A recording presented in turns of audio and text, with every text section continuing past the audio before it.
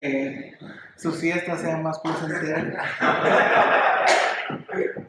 No, pero al menos si alguien se queda dormido, voy a poder echarle la culpa a la comida y no a lo aburrido de la conferencia. Me dicen que cuente un chiste, pero soy muy malo con los chistes porque se me olvida siempre el final y entonces se queda así. ¿Y el chiste cuál fue? Bueno, eran dos gallegos. No, perdón. Me equivoqué. ¿Hay algún argentino en la sala? Estos eran dos argentinos que se fueron de vacaciones a Roma y uno de ellos agarra, esto ya fue hace años, agarra el directorio telefónico y empieza a ver,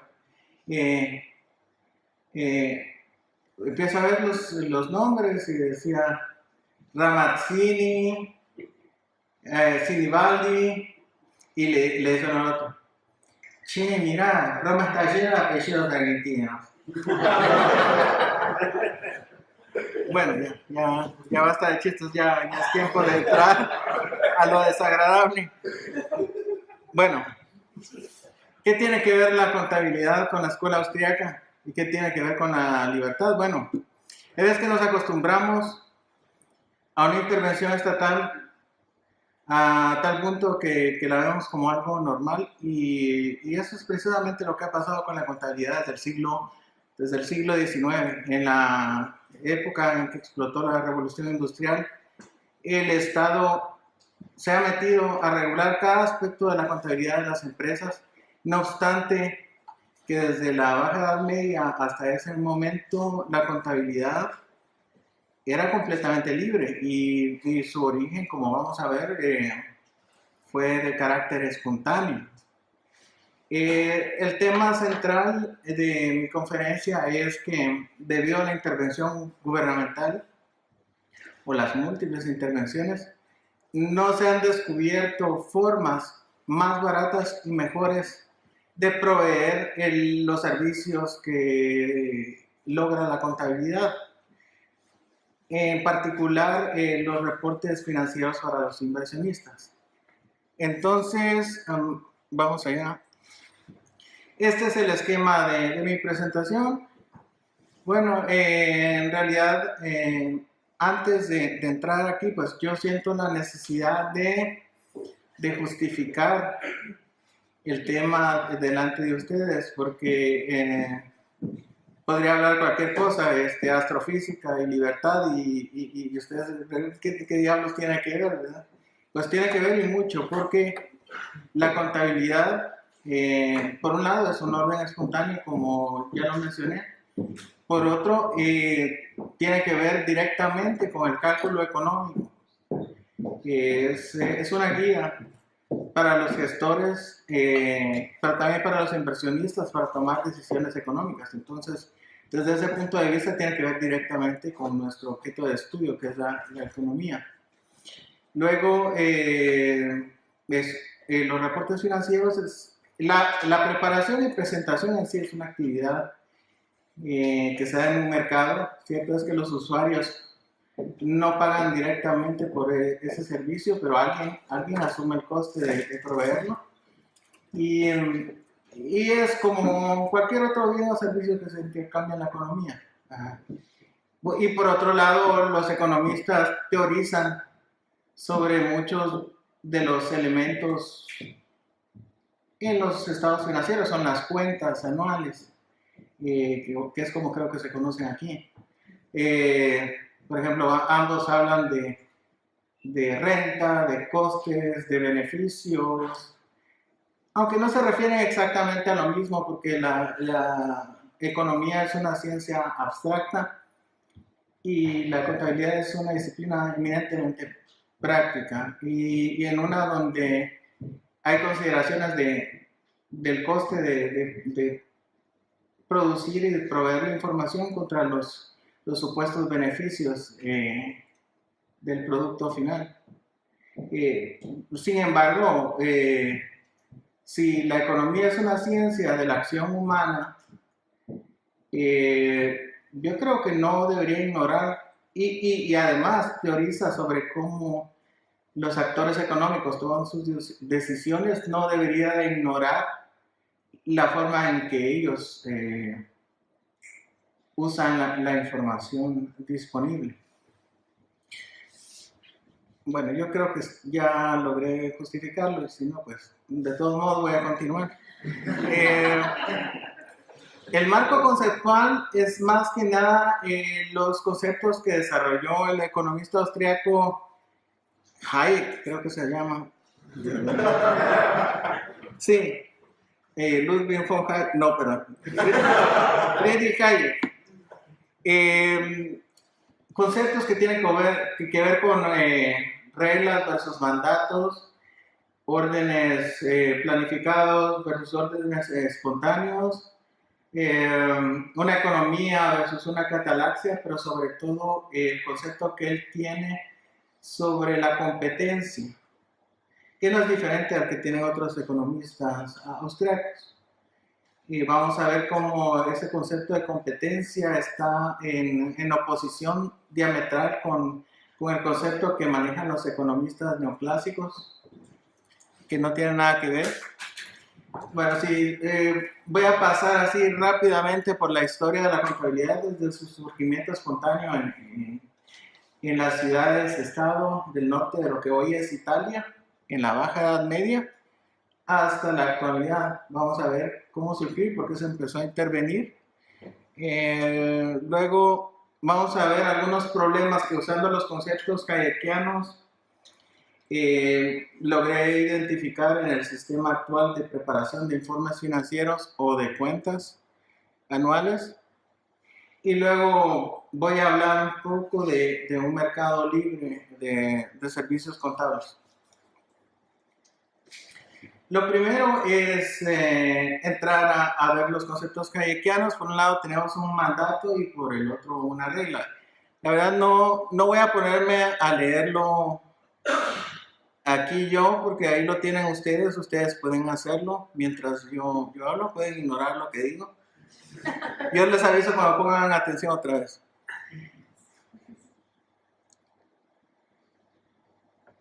Es más, si alguien tuviera alguna pregunta sobre este cuadro comparativo, la pudiera hacer de una vez. Y si no, seguimos. ¿Preguntas? ¿No? Bueno. Aparte de la diferencia entre una regla y un mandato, están los dos tipos de conocimiento que existen. Está por un lado el conocimiento científico, el cual está concentrado, pero hay otro tipo de conocimiento que también es importante, que es el conocimiento particular de tiempo y lugar, el cual no está concentrado, sino que está disperso. Muchas veces ni siquiera está articulado en palabras. Y ser conscientes de que existe nos sirve para saber que la gente dejada en libertad es capaz de hacer descubrimientos que nadie había hecho hasta ese momento, haciendo uso de ese conocimiento disperso. Bueno, la competencia. ¿Qué es la competencia? Según el modelo neoclásico, es una situación, la competencia perfecta además. Es una situación donde hay muchos productores y muchos consumidores, de tal manera que nadie tiene una influencia perceptible en el precio, todos producen exactamente lo mismo. Si alguien quiere vender un poquito más caro, se queda con toda su producción, porque los consumidores van y le van a comprar a los demás, y si vende por debajo del precio de equilibrio, pues estaría perdiendo dinero, así que le conviene, y hay incentivos para vender al precio de equilibrio. Pero ¿qué pasa cuando se diseñan políticas públicas basándose en este modelo? Pues se piden cosas absurdas, no aplicables en todos los casos. Por ejemplo, forzar a la estandarización obligatoria, que la competencia sea ordenada por el gobierno, que las empresas no ganen más allá de un rendimiento justo sobre el capital, destruir el exceso de capacidad, etc. Dice Hayek, no es raro ver que se aboga, que se diga que hay que defender la competencia, y que se abogue por un monopolio legal al mismo tiempo. O sea, en esa contradicción llegan a caer. ¿Qué? Pero en realidad, ¿qué es la competencia? Pues la competencia es un proceso dinámico de rivalidad, en donde siempre alguien está innovando. Por ejemplo, el precio al que se debe vender algo, pero no solo eso, sino también el costo, decimos allá en América, su coste más bajo, los gustos y las preferencias de los consumidores es algo que se descubre a través de la competencia por medio de prueba y error. Los consumidores al final son los que deciden cuál de las diferentes opciones que se les ofrecen es la que ellos prefieren. Hay momentos en que hay rivalidad o competencia entre estándares y al final se elige uno, por ejemplo, el beta contra el VHS, al final quedó el VHS como el formato que eligió el mercado. Igual con el Blu-ray y el High Definition DVD, al final quedó el Blu-ray, pero tiene que primero producirse diferentes modelos para que los consumidores puedan decidir y descubrirse así qué es lo que ellos prefieren. La competencia también es competencia por el favor de los consumidores o por el goodwill. Es decir, quién va a producir algo, pues es algo que también se determina mediante la competencia. Una conclusión muy importante es que no solo lo que se produciría si se prohíbe la competencia no sería no sería producido por quien puede hacerlo a un coste más bajo, sino que además el producto ofrecido sería distinto a lo que los consumidores hubieran elegido si hubieran tenido la oportunidad.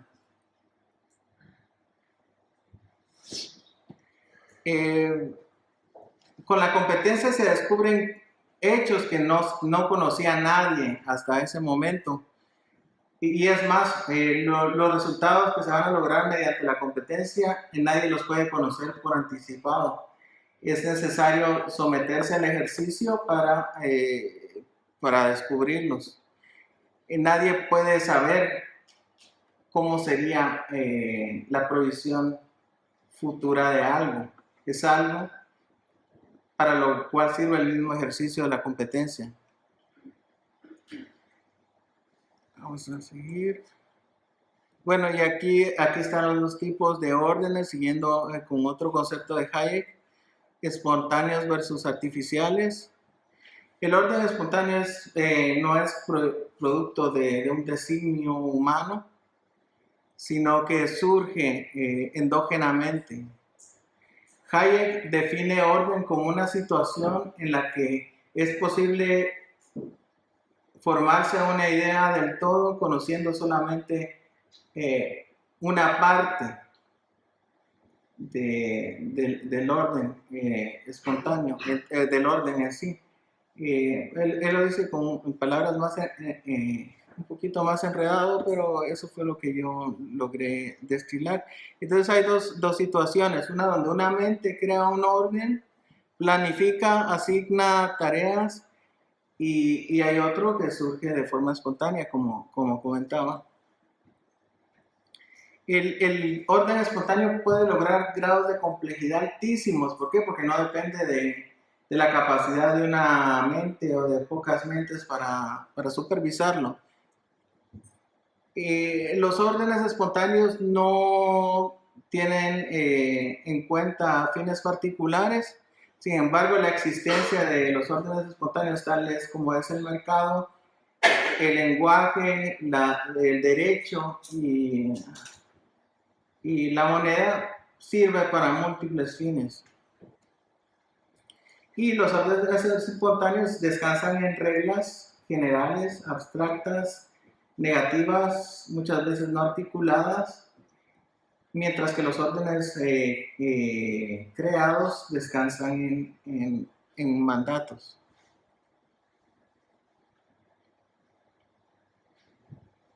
Bueno, y un orden espontáneo no es estático, tampoco se puede saber qué dirección va a tomar, pero es posible influir en el orden mediante la modificación de las reglas. Hablemos un poco de cómo pasamos de la sociedad tribal a la sociedad extensa o a la sociedad abierta.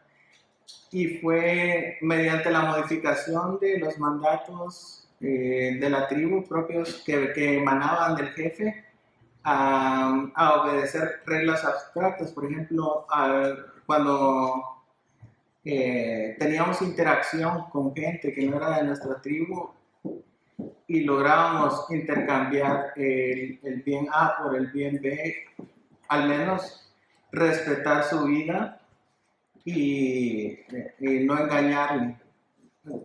Y así fue como en reiteradas ocasiones repetimos la actividad y eso fue lo que hizo posible que surgiera una sociedad en donde las personas no necesariamente comparten una escala de valores.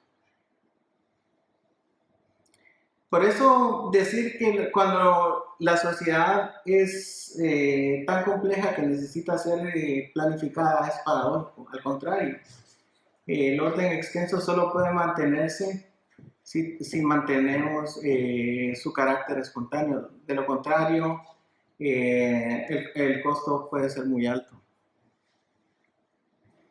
Y el orden de mercado es un tipo de orden espontáneo. Requiere necesariamente que algunas expectativas se frustren, pero a la vez hay un mecanismo de retroalimentación negativa o negative feedback que redunda en que en futuras ocasiones el grado de coordinación de expectativas sea mayor y la frustración de expectativas menor. ¿Y qué pasa cuando queremos interferir en el orden del mercado mediante mandatos? Pues creamos una disrupción y la consecuencia es el caos. Entonces, en el paradigma hayekiano, lo único que se requiere es usar la coerción, o la coerción solo se debe utilizar para el cumplimiento de las reglas de justa conducta nada más. Bueno, ahora pasemos a la siguiente parte que habla de la contabilidad como lenguaje. Y es que muchas veces se le llama la contabilidad del lenguaje de los negocios, lo cual va más allá de ser una simple metáfora.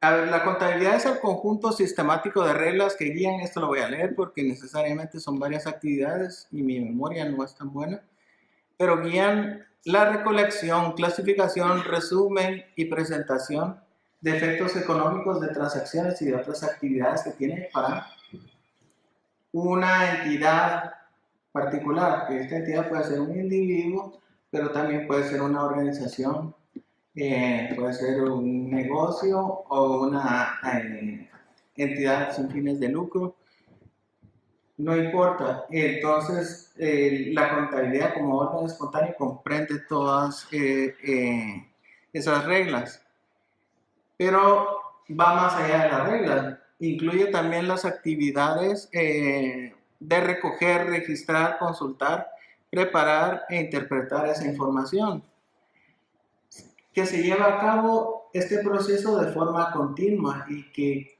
cada reiteración pues confirma el orden. En este sentido, la contabilidad es similar a cualquier idioma vivo como el inglés, y como el inglés no ha alcanzado su forma definitiva y es posible que nunca la alcance. Y además, como el inglés también se alimenta de diferentes fuentes.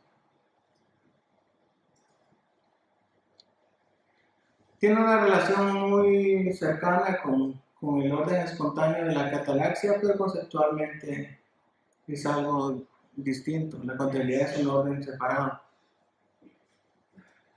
Bueno, ¿cómo surgió la contabilidad? Bueno, cuando Hacia finales de la sociedad feudal, el comercio se volvió muy importante y las ciudades del norte de Europa quedaban en el camino de comerciantes que venían del oriente. Y bueno, por su ubicación estratégica, eran áreas de comercio y no extraña que ahí haya sido precisamente el lugar donde nació el sistema de contabilidad de partida doble en una época en donde se requería un sistema más eh, elaborado, más sofisticado para llevar las cuentas. Y fue así como surgió junto con la civilización occidental y creció con el comercio y con la sociedad más individualista. Quien hizo una primera presentación sistemática fue un fraile franciscano, Luca Pacioli, en 1494, que era parte de su tratado sobre matemática. A Pacioli se le conoce como el padre de la contabilidad, pero de esto mucha gente cree que significa que él inventó el sistema. Y la verdad es que ese sistema pues, ya venía usándose 2 siglos antes en el norte de Italia, y él lo que hizo fue presentarlo de forma sistemática. Yo esta idea por primera vez se la escuché al profesor Jesús Huerta de Soto, pero después investigando ya en libros de historia de la contabilidad, pues efectivamente así es como fue. Entonces no le debe su creación a nadie en particular, sino que recoge información de diferentes mercaderes, seguramente, pero también hombres de ciencia, y que hicieron sus aportes para crear el sistema de forma anónima.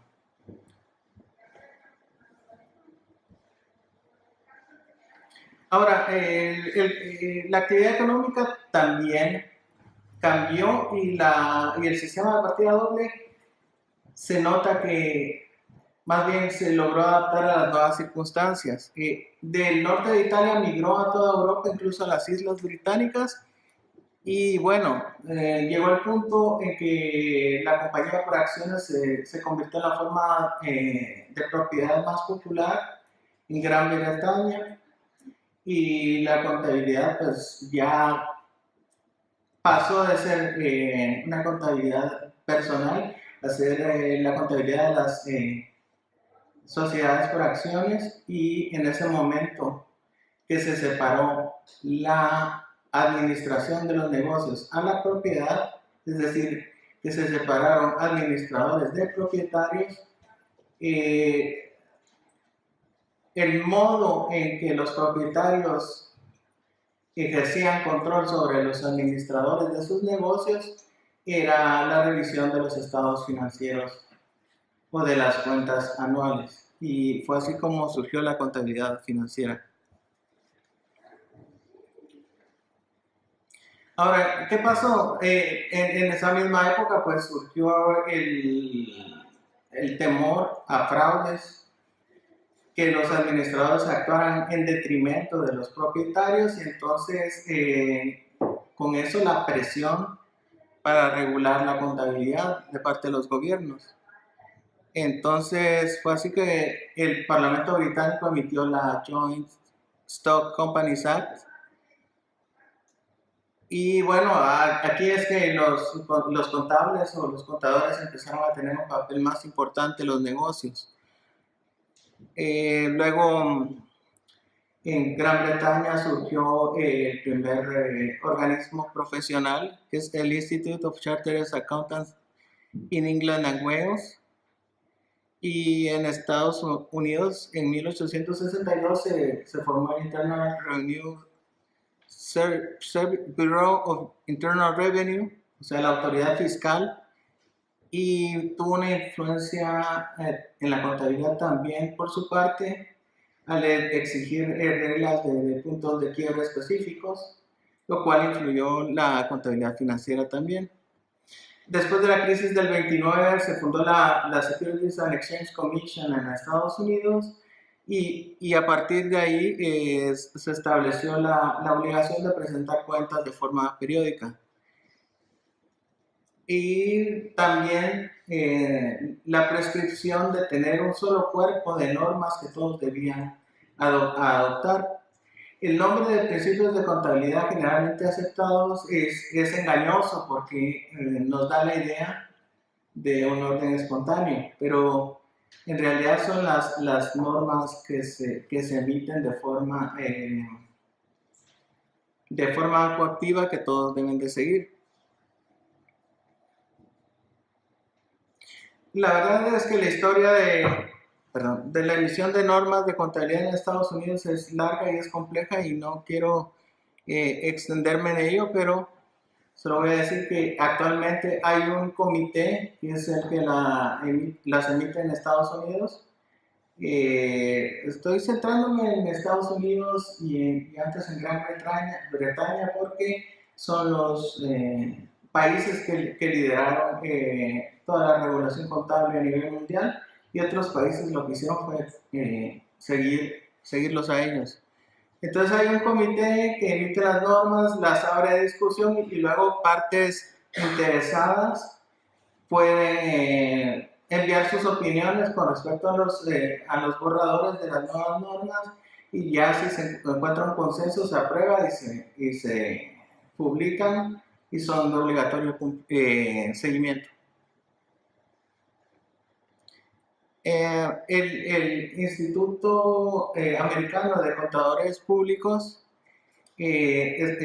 requirió el examen profesional, y de esa manera todo el mundo que quisiera, las personas que quisieran que se les reconociera como auditores independientes tenían que lograr esa certificación, lo cual incluía unas horas mínimas de estudio y además aprobar un examen. Y bueno, este organismo que es quien regula la profesión contable en Estados Unidos también logró cambiar la naturaleza del informe del auditor, porque al principio el informe era un certificado, luego se le llamó reporte y ahora es simplemente una opinión, todo con la intención de reducir su responsabilidad y de reducir el riesgo de litigios a la hora de que los eventos muestren que la información contenida en estados financieros determinados no era verídica. ¿Y qué pasó? Pues ustedes saben que en el año 2000 quebró Enron, y la respuesta del gobierno de Estados Unidos fue a un mayor dosis de regulación. ¿Qué problemas crea esto? Pues son numerosos y solo se pueden mencionar algunos, pero siguiendo a Hayek o el paradigma hayekiano, ¿verdad? He identificado algunos aquí. ¿Qué pasa cuando se establece un solo set de reglas? Pues se desincentiva la experimentación. Por ejemplo, con el contenido, la periodicidad y la naturaleza de la información y otras características de los reportes financieros. No se crea nuevo conocimiento y no se provee información más relevante. Hay información que presumiblemente tienen los administradores de primera mano, pero no se incluyen en los reportes anuales o periódicos porque son diferentes a lo que piden las normas. Entonces, información que se pierde para siempre y que podría ayudar a los propietarios, a los inversores a tomar decisiones. El lugar prominente que tienen los profesionales contables en la actualidad es efecto de la regulación, y lo que ocasiona es que el proceso actual sea caro y no se exploran alternativas más baratas. Al exigir una certificación o una opinión, como se dice en la actualidad, de auditores externos, se crea un monopolio legal, lo cual resulta en falta de innovación y en que ellos tengan poder político para lograr no asumir mayor responsabilidad con respecto a los estados financieros que ellos auditan.